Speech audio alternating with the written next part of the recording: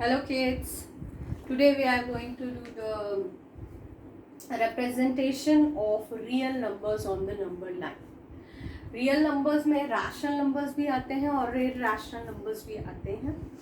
तो number line पे पूरा रियल नंबर्स हम रिप्रेजेंट कर सकते हैं. ये हमने प्रीवियस पार्ट में ही देखा था कि every unique point on the number line, any point, if you take any point on the number line, it can be represented by a unique real number. Or if you take any real number, you can find a corresponding point on the number line corresponding to that real number. Okay तो हर real number को हम number line पे represent कर सकते हैं. Last part में हमने देखा था कि रूट नंबर्स के लिए थियोडरस का एक स्क्वायर रूट स्पाइरल है जिससे हम हर रूट नंबर्स को उस पर रिप्रेजेंट करते हैं. अब देखते हैं, फॉर एग्जाम्पल हमारे पास नॉन टर्मिनेटिंग नंबर है और नॉन रिकरिंग भी है. सपोज बिकॉज अगर रैशनल होगा तो नॉन टर्मिनेटिंग रिकरिंग होगा और इरैशनल होगा तो नॉन टर्मिनेटिंग नॉन रिकरिंग होगा. ठीक है, तो हम एक रैशनल नंबर लेते हैं. फॉर एग्जाम्पल 5.37 बार. इसको हमें नंबर लाइन के ऊपर रिप्रेजेंट करना है.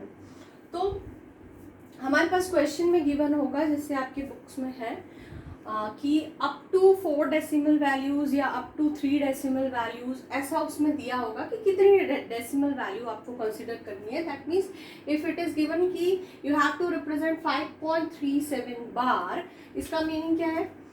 5.37777 कीप्स ऑन रिपीटिंग. ओके, उसका कोई एंड नहीं है. तो अप टू 4 डेसिमल पॉइंट आपको इसको रिप्रेजेंट करना है. Suppose up to 4 decimal point it is given, तो दैट मीन्स डेसिमल के बाद 4 वैल्यूज होनी चाहिए. तो 5.3777. ओके, डेसिमल के बाद 4 डिजिट्स है. अप टू 4 डेसिमल वैल्यूज हम इसे रिप्रेजेंट कर रहे हैं. मतलब हमें इस नंबर को रिप्रेजेंट करना है 5.3777. ओके, तो ऑफ कोर्स ये सबसे पहले नंबर लाइन में हम देखते हैं. नंबर लाइन में क्या होता है? बीच में 0 है, 1 2 3 4 5 6 7 like that. And left hand side पे नेगेटिव नंबर्स होते हैं, हमारे नेगेटिव इंटीजर्स होते हैं लाइक दैट. ओके, तो आप पहले ये किसके बीच में है? 5 और 6 के बीच का नंबर है. ठीक है, दैट मीन्स ये आएगा 5 और 6 के बीच में कहीं तो आएगा ये, बिकॉज इट्स 5 पॉइंट समथिंग. तो 5 और 6 के बीच का ये नंबर है. तो इसको आप 10 इक्वल पार्ट्स में डिवाइड करके, अगर आप इसी को 10 इक्वल पार्ट्स में डिवाइड करते 5 और 6 को, मैं सिर्फ इतने पोर्शन को अगर हम विजुअलाइज करें, सिर्फ हम 5 to 6 को मैग्नीफाइड करके देखें और 5 और 6 को हम 10 इक्वल पार्ट्स में डिवाइड करें, 5.1 5.2 5.3 5.4. आप स्केल से प्रॉपर कीजिए, इक्वल डिस्टेंस पे लीजिए लाइक दैट. तो 5.5 5.6 लाइक दैट. आपको यहाँ तक क्या आएगा? 5.9 और उसके बाद 6 आ जाएगा, है ना? 5.7 5.8 लाइक दैट. 5.9 इस तरह से आएगा. मेरा इक्वल डिस्टेंस नहीं है इसलिए यहाँ ज़्यादा स्पेस बच गया, बट आप 10 इक्वल पार्ट्स में डिवाइड करके उसे स्केल यूज करके करिए. तो अब ये नंबर कहाँ पे आने वाला है? ये 5.3 और 5.4 के बीच में आने वाला है. दैट मीन्स वो यहाँ और यहाँ इसके बीच में आने वाला है. Now you have to magnify this part again. 5.3 और 5.4 को आप मैग्नीफाई अगेन करेंगे, सॉरी 5.4. तो अब इसको अगेन आप 10 इक्वल पार्ट्स में डिवाइड करें. ठीक है, व्हाट यू विल गेट? 5.31 5.32 5.33 5.34, है ना? 5.35 5.36 5.37 5.38 5.39 एंड देन 5.39 के बाद आ जाएगा 5.4. 0 और दैट इज 5.4। अब ये नंबर कहाँ पे आना चाहिए हमारा, 5.37 है ना, और 7 के बाद कुछ है। तो हमें अब कौन से पोर्शन को एनलार्ज करना पड़ेगा, यहाँ पे 5.7 और 5.8 के पार्ट को हम एनलार्ज अगेन करेंगे यहाँ पे, है ना। तो ये अब कैसे होगा, ये इस पोर्शन को हम कर रहे हैं 5.37 और 5.38 को, तो ये है 5.37 और यहाँ है हमारा 5.38। अगेन 10 इक्वल पार्ट्स में करेंगे इसको, है ना। तो ये कैसा होगा, 5.371, 5.372, 5.373 लाइक दैट। तो हमें कहाँ तक जाना होगा इसको, 5.377 तक, 5.377 और 5.378। तो 5.377 और 5.378 को अगेन एक और बार एनलार्ज करेंगे। I don't have a space here to write down. एक बार और एनलार्ज करेंगे तो 5.771, 5.772 लाइक दैट, आप उसको 5.777 तक ले जाएंगे, then you will get this exact value. If I do it here, अगर मैं इसको यहाँ करने की कोशिश करती हूँ, मैं इसी पोर्शन को आप कॉपी में उसको अपने नोटबुक में उसको नीचे ही एनलार्ज कीजिएगा, उसके नीचे मैं इस पोर्शन को फिर से एनलार्ज करती हूँ 5.377 और 5.378 को 10 इक्वल पार्ट्स में हम उसे डिवाइड करते हैं, and what you will gate 5.3771, 5.3772, 5.3773 like that, and at one place you will get 5.3777, and that will be your exact point जहाँ पे ये up to 4 डेसिमल वैल्यू इसको आप रिप्रेजेंट कर पाएंगे। तो इस तरह से आपको हर पोर्शन को एनलार्ज कर करके, और आप इस तरह से इनफाइनाइट टाइम्स आप अंदर जा सकते हैं उसको।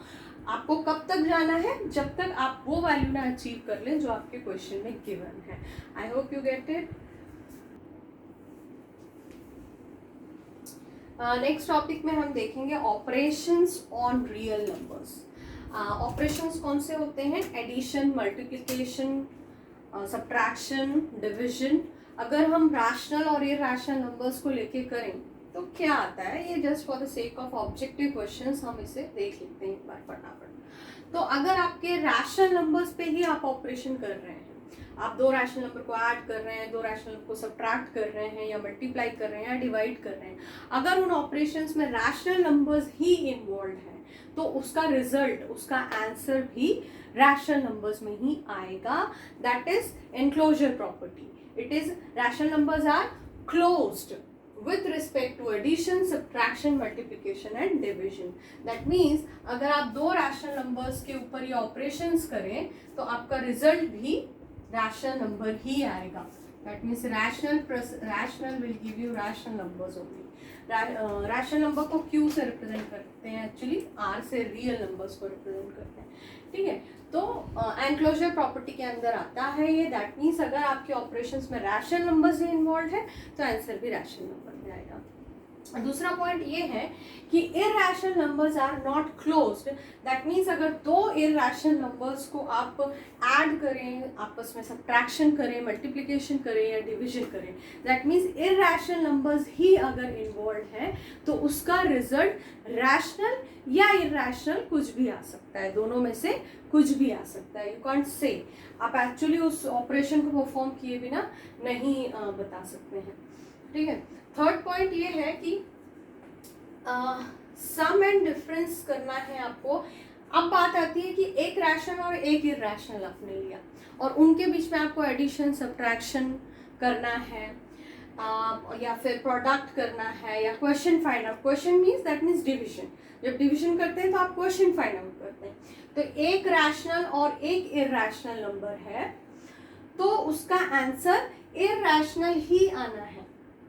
इरेशनल ही आना है। इसको मैंने 2 पॉइंट में इसलिए लिखा है because sum and difference of rational and irrational number is irrational. Product और क्वोशिएंट ऑफ नॉन जीरो, यहाँ पे एक चीज आएगी, अगर रैशनल नंबर आपका नॉन जीरो होना चाहिए, दैट मीन्स जीरो नहीं होना चाहिए, बिकॉज जीरो होगा तो उसका मल्टीप्लीकेशन दूसरा zero is a rational number. तो अगर आपका जीरो मल्टीप्लाई विथ √2, लाइक ये इरेशनल है, ये रैशनल है, बट मल्टीप्लीकेशन जीरो आएगा विच इज रैशनल। इसीलिए प्रोडक्ट के लिए आपको, प्रोडक्ट और डिवीजन के लिए ये ध्यान रखिए कि जीरो वैल्यू नहीं होनी चाहिए। अगर जीरो वैल्यू होगी तो फिर आंसर भी जीरो ही आएगा, जो कि एक रैशनल नंबर है। तो हम यहाँ पे नॉन जीरो रैशनल नंबर की बात कर रहे हैं, लेकिन सम और डिफरेंस में जीरो हुआ तो चलेगा, ठीक है। तो यानी कि एक रैशनल और एक इरैशनल के बीच में ऑपरेशन हम करें तो आंसर हमेशा इरैशनल ही आएगा। So kids, we have here some identities which you have to learn.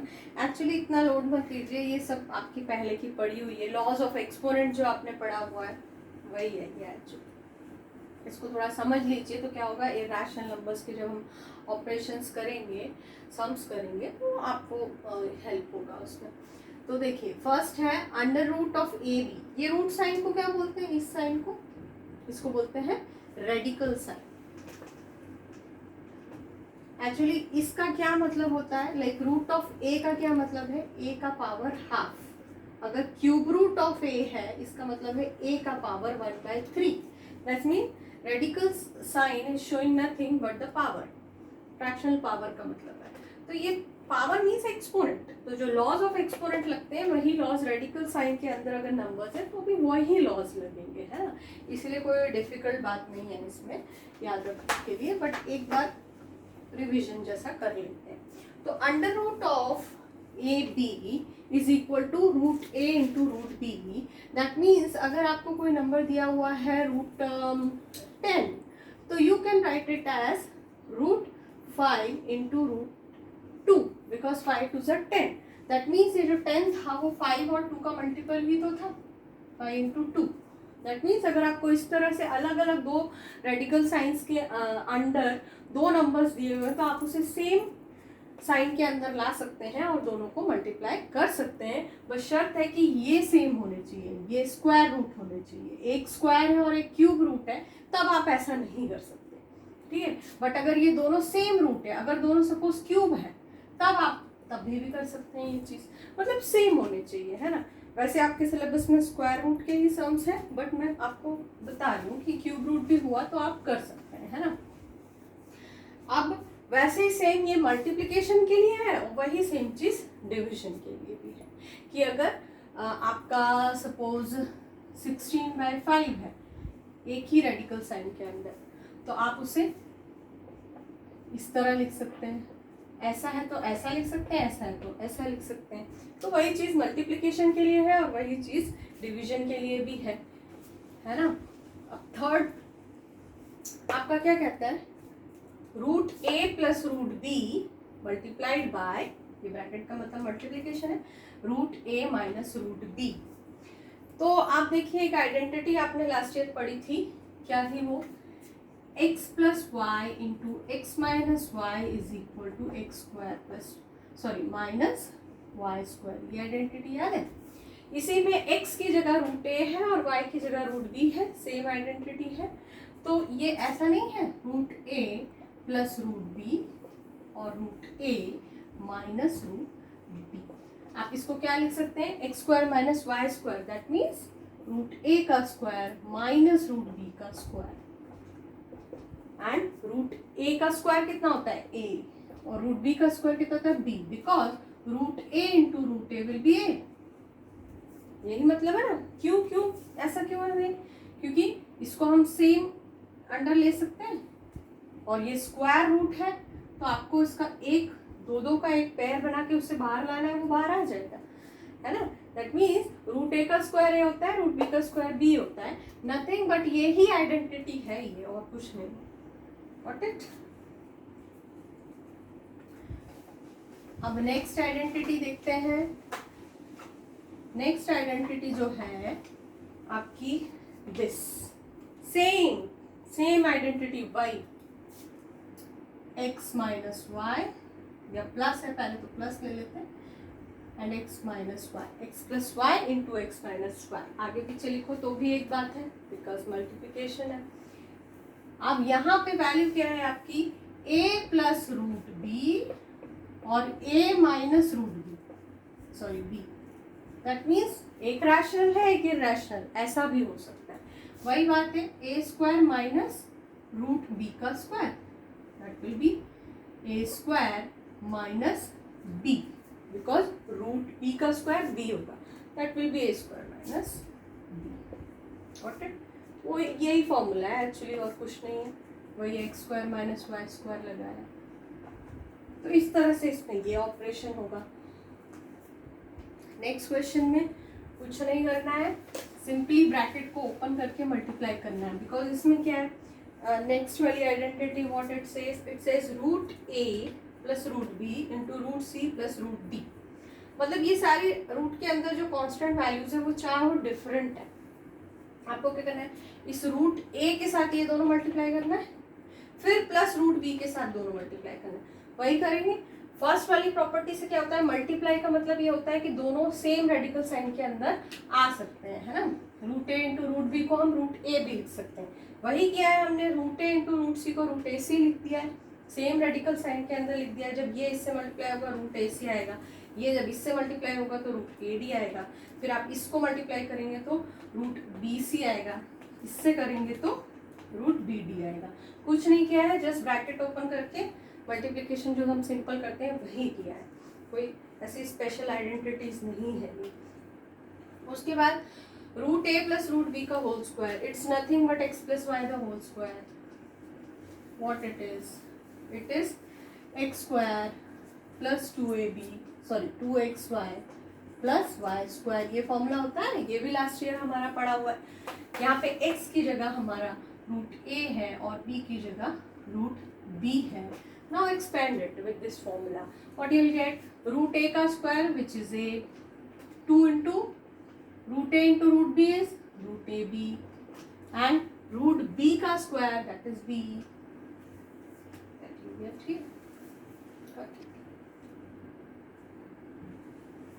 So kids, जो हमने अभी लॉस देखे, आइडेंटिटीज देखी, उस पर बेस्ड कुछ सम करके देखते हैं। अब मैंने 3 एग्जाम्पल्स लिए हैं, यहाँ पे हमें एडिशन करना है, यहाँ पे मल्टीप्लिकेशन करना है, यहाँ पे डिविजन करना है, तो कैसे करेंगे देखते हैं। ओके, 2√2 प्लस 5√3 को ऐड करना है आपको, √2 माइनस 3√3। यहाँ पे आप रेडिकल साइन के अंडर जो नंबर्स हैं उसको आप वेरिएबल जैसा ट्रीट करिए। जब आपको एडिशन सब्ट्रैक्शन करना होता है ना, तो आप एक्स वाई वेरिएबल करते थे, कैसे करते थे, यहाँ पे क्या है √2 √3 √3, तो इसको ऐसे करना है एक्चुअली। ये वाले नंबर्स आप ब्रैकेट हटा भी सकते हैं, बिकॉज एडिशन ही तो है, मल्टीप्लिकेशन तो है नहीं, तो ब्रैकेट हटाया तो भी एक ही बात है, पूरा ऐड ही तो करना है। तो √2 वाले ऐड हो जाएंगे। इसका कोफिशिएंट क्या है, कुछ नहीं है, मतलब 1 है।